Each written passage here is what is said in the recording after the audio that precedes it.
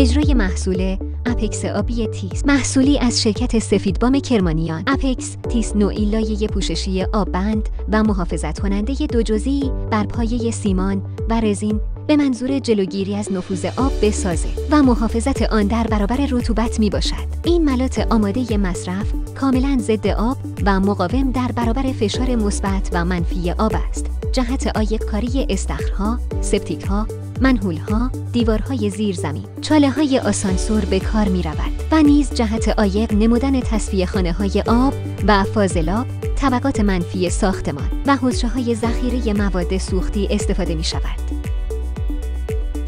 دو جزء محصول را کاملاً با هم مخلوط نمایید. بهتر است این عمل توسط همزن برقی صورت گیرد.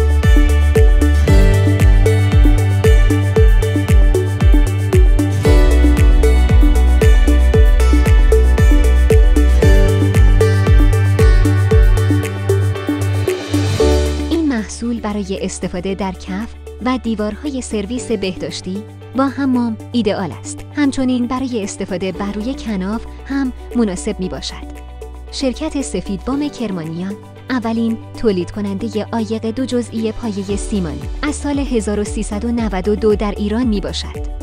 ابتدا سطح زیر کار باید عاری از هر گونه ذرات سست، گرد و غبار، رنگ و چربی گردد. برای کسب نتیجه بهتر هنگام اجرا سطح را مرطوب نمایید. در صورت وجود ترک، پس از تمیز کردن نقاط سست و لق، آن را با بتونه اپوکسی تیس کاملا پر نمایید. اپکس تیس را در 2 مرحله توسط برس یا غلتک بر روی سطح مورد نظر اجرا نمایید.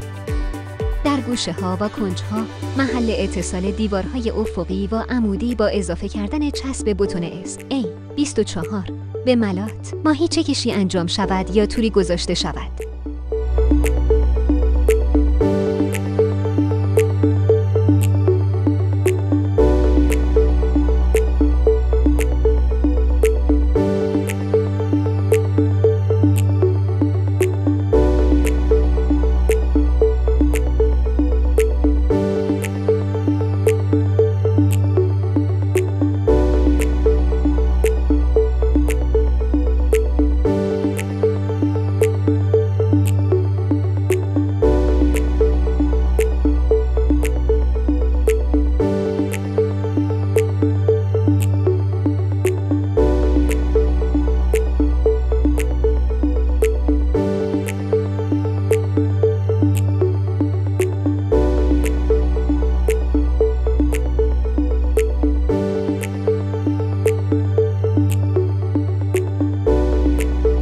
پس از خشک شدن لایه اول، حدود 2 ساعت بعد لایه دوم را روی آن اعمال کنید.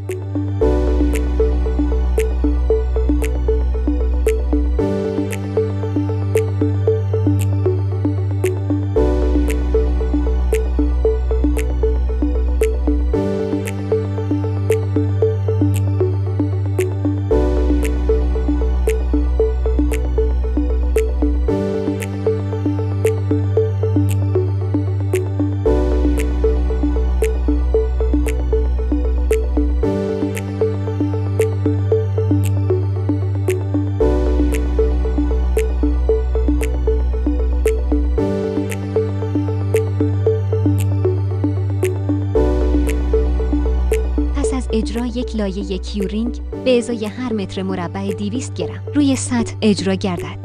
در پایان خاطر نشان می گردد که اپکس تیس تنها دارنده گواهینامه تایید از مرکز تحقیقات راه، مسکن و شهرسازی در کشور می باشد.